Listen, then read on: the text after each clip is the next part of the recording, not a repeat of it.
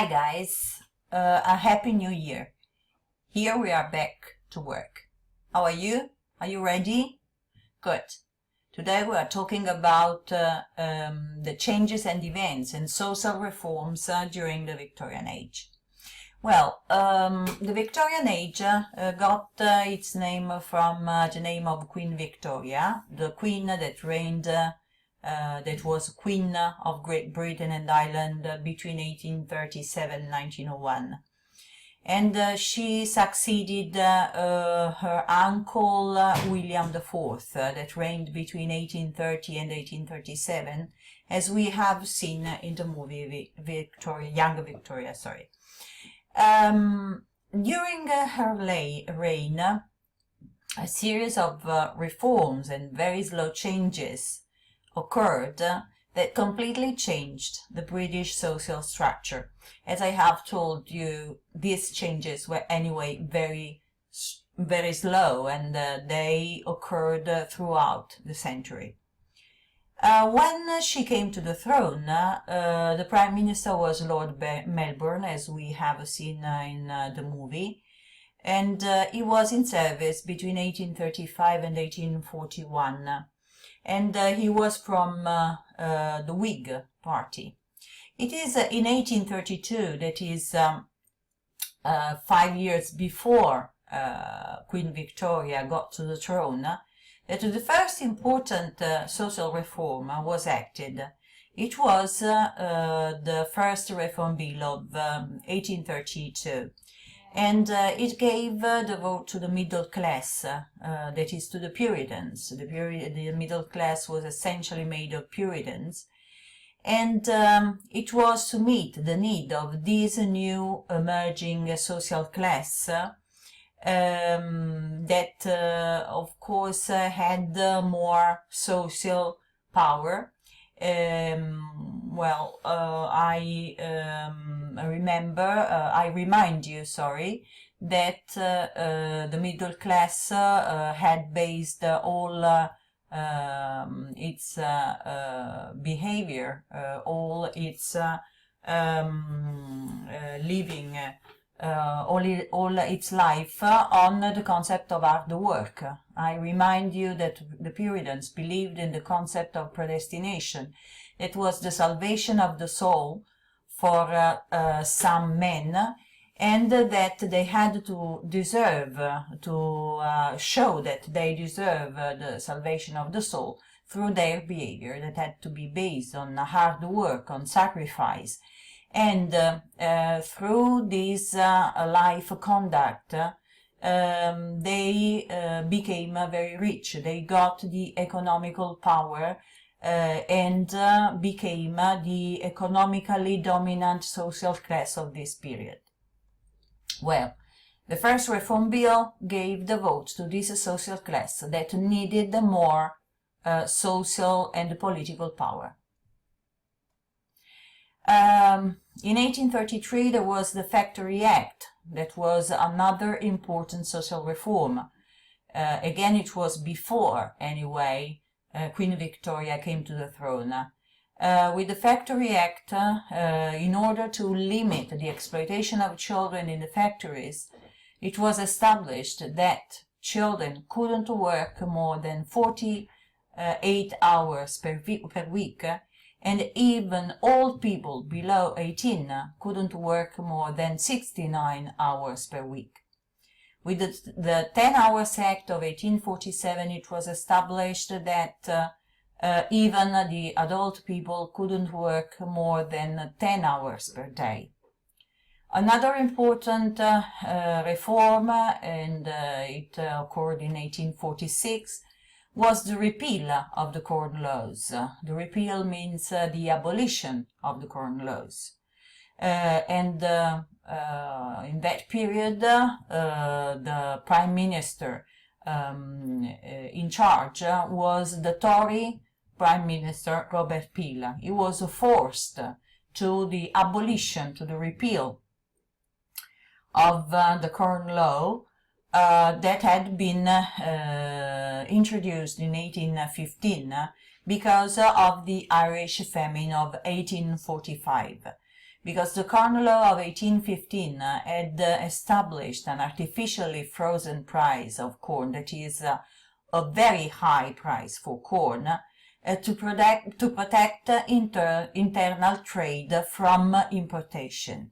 But because of the Irish famine of 1845, it was necessary to reduce the price of corn, to reduce famine and starvation. The Chartist movement was another important event of this period, and it developed between 1838 and 1848, and it got its name from the People's Charter, that was a demand that people made to the government through this written document, the People's Charter. And it mainly required universal male suffrage, secret ballot, that is the secret expression of vote, because before it was not secret, and the payment for the members of parliament. That would grant less corruption. But this charter, this document was not signed by the government. There wasn't still enough democracy for that. But the result was the second reform bill that was approved in 1867, that gave the vote to all skilled working men, that is, part of the working class had now the right to vote. In 1861, there was a very important event, that was the death of Prince Albert. And gradually the political parties that were first the Whigs and the Tories evolved into liberals and conservatives. And both the two parties that were in service in turn tried to improve during the second half of the 19th century the urban health, the rights to trade unions, and the state education. Well, first of all, the Elementary Act of 1870 established the state education system, and that paved the way to other jobs for lower classes into services, not only the work in factories, but also the work in services such as insurance, commerce, and banks. In 1871, there was the legalization of the trade unions that we know at the beginning of the 19th century were illegal.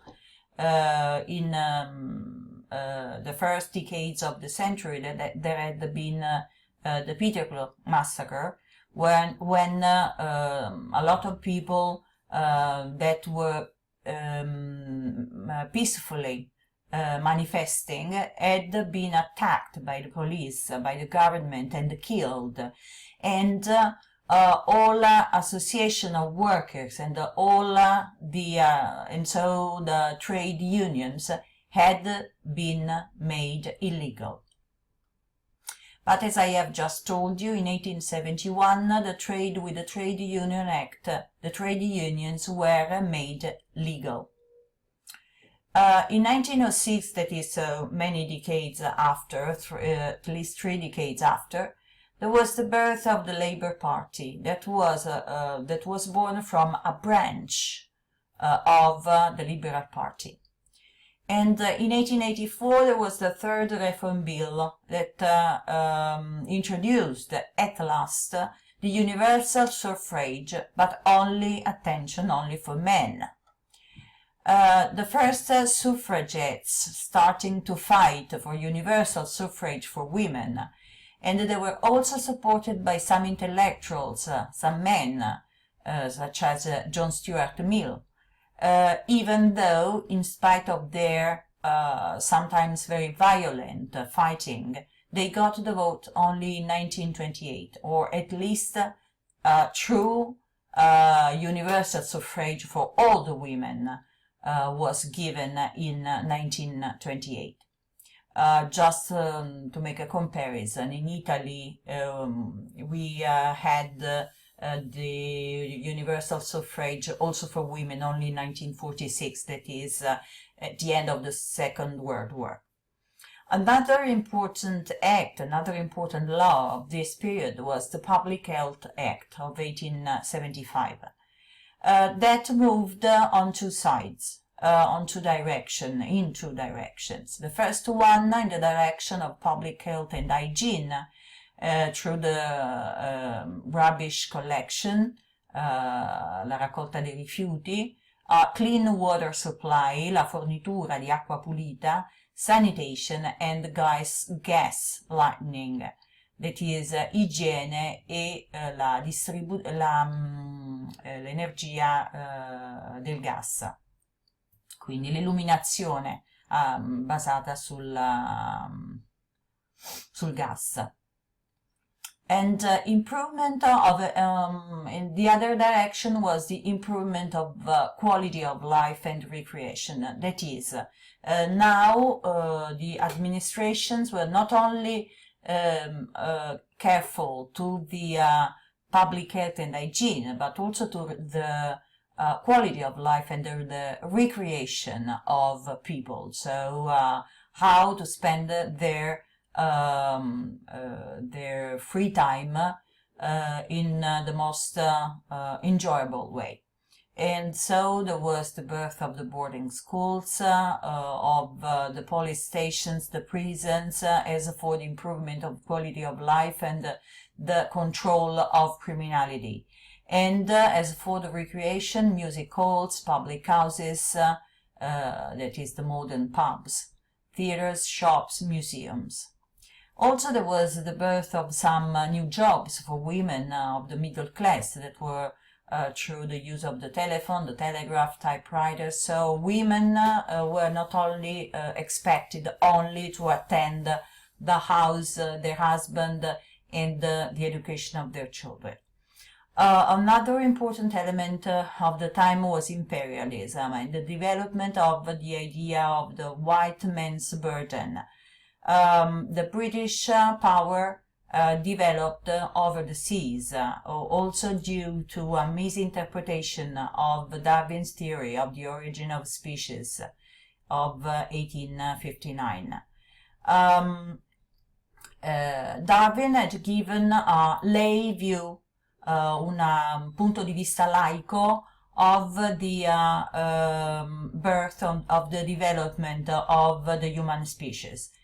And he had talked about the selection of species, that is the selection of some species through the development of the strongest ones and the succumbing of the weakest ones. And the Victorians exploited, manipulated Darwin's theories both on both to justify the injustice on the social sphere, that is to justify the exploitation of the working class, because there were some predestined people that were smarter and more intelligent and destined to lead society, and the colonization to justify the superiority of some human races. The white man's burden was based on the idea, it was introduced by Kipling, it was based on the idea that the British were the most civilized of all the races, and it was their own